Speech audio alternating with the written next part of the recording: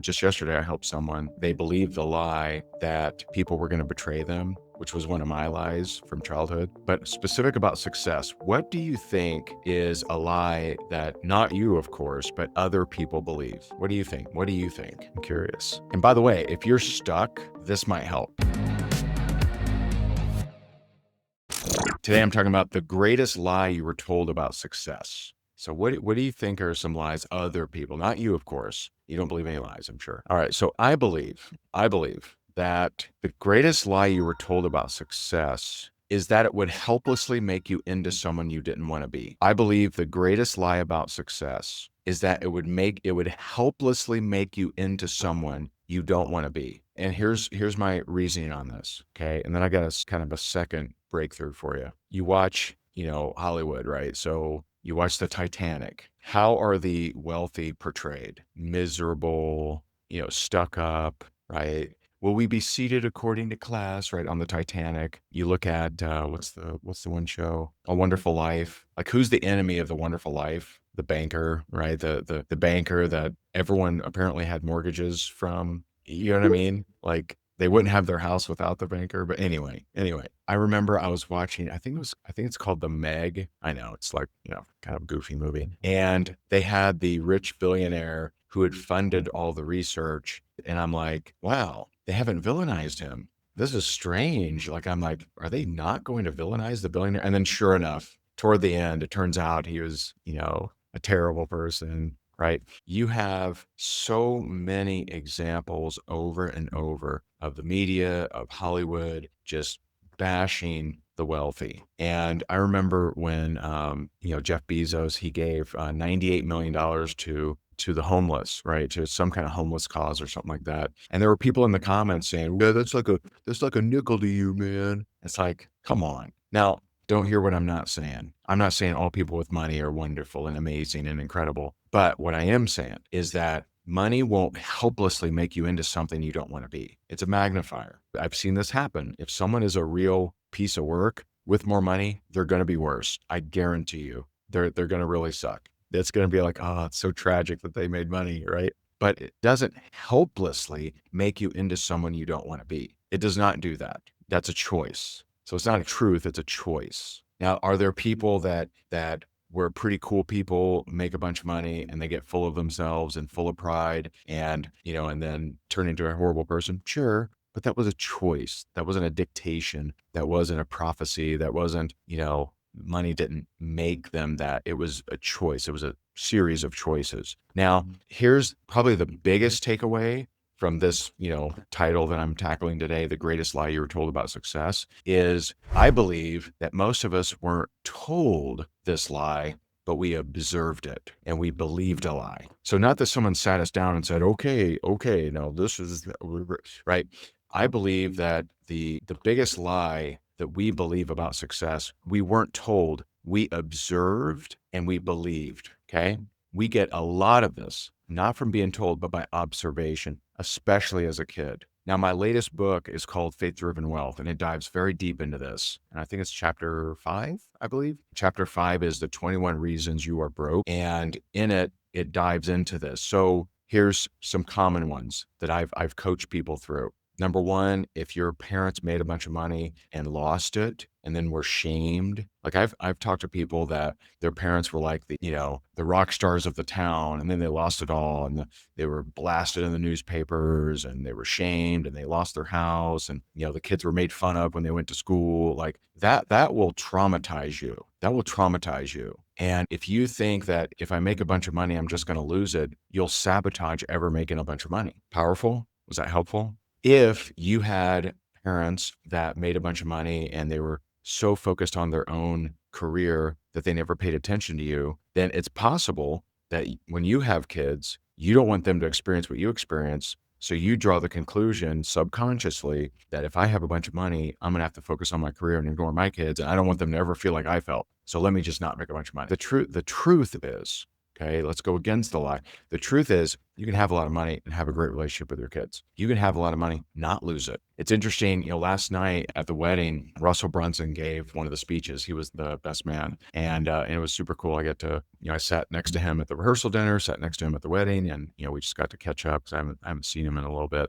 We talk, pretty frequently, but I haven't seen him in a while. And he was telling the story of Napoleon Hill. So if you don't know, Russell is like an amazing collector of information. So he just bought the estates of Earl Nightingale. He has bought all kinds of stuff from the Napoleon Hill Foundation, and he's like studied like Napoleon's Hill life. And what's wild is Napoleon Hill was like a bipolar, crazy entrepreneur. He would like leave the family for years to go and build up a business and get it successful. And then it would fail and he'd come back and be depressed. And he went through multiple marriages and divorces. And it wasn't until his last marriage, I think his third marriage, maybe, or fourth, I don't know, third, I think. And he said this, he said, all these years, I now realize, because he really popularized the idea of a mastermind in Think and Grow Rich. And he said, I now realize that the greatest mastermind you can possibly have is with your spouse. And his last wife was like amazing. Like she's the one that helped him organize things and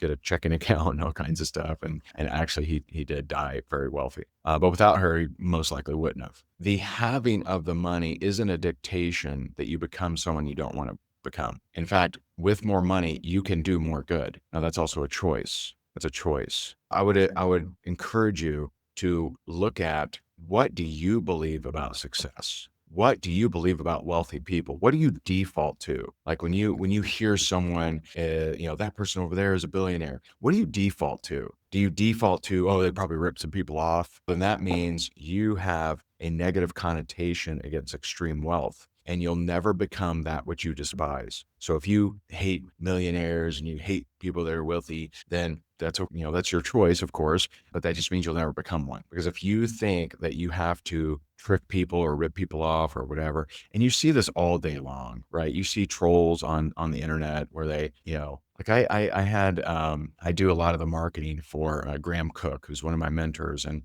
he has been empowering people for 50 years all over the world, 122 countries. He is just an incredible man. I mean, he has been beaten up in the streets and left for dead, and then went back after he woke up, go back to that same place and preach the gospel, right? This guy's amazing. I mean, it is absolutely incredible. And, the other day we posted a link to the book house, Pretty Innocent, and two people are like, scammer. Like, man, if he's a scammer, ain't none of us got a chance, right? Like all of us are scammers. If that guy's a scammer, everyone's a scammer. A lot of people have these just built-in beliefs that if someone's selling something, if someone is wealthy, if someone is this, then they're terrible. And, my book dives pretty deep on that. If you haven't gotten it yet, you can get it at higdongroup.com/FDW. higdongroup.com/FDW. That's faith-driven wealth. Check out the testimonials, the reviews. Last time I checked, we had 100% 5-star reviews, which I know won't last. I know that won't last because, just mathematically can't, but I'm pretty honored that many are 5-star reviews. One last thing before we go. I was watching, how many of you have ever seen the podcast and the guy that makes the video? I don't even know the guy's name, but it's the School of Hard Knocks, where he goes and he interviews wealthy individuals. Like, how old were you when you made your first million, right? Or what was your biggest year? Like he goes and he's great. He's very good at what he does. And he's clearly built just such a monster, incredible presence and brand. And I heard him talking to the founder of Sam Adams Beer, right? And he said something really powerful, which I agree 100%. And he said, success is the booby prize, right? You think that you want success. You think that success is the end goal or fame or whatever. And that ain't it, man. Progress, impact, and I would just add knowing and walking in God's will should be. There's no end result, right? Because what you'll find, and I see people do this a lot in network marketing, where they make their goal some rank, and then they finally hit it, and they've associated, well, when I hit that rank, then I'll be fulfilled. And that was me. I remember thinking, you know what, when I hit 1 million a year, then I will have made it. Then I would be worthy. Then I'll be amazing. I had my first $1 million year in 2013, my first $1 million month in 2014, my first $1 million day in 2015. None of those made me feel any different. So it's not the arriving, it's not the succeeding, it's not the whatever, like hitting a goal that should be your goal. Like, go after those for sure, but know that none of the achievement of those goals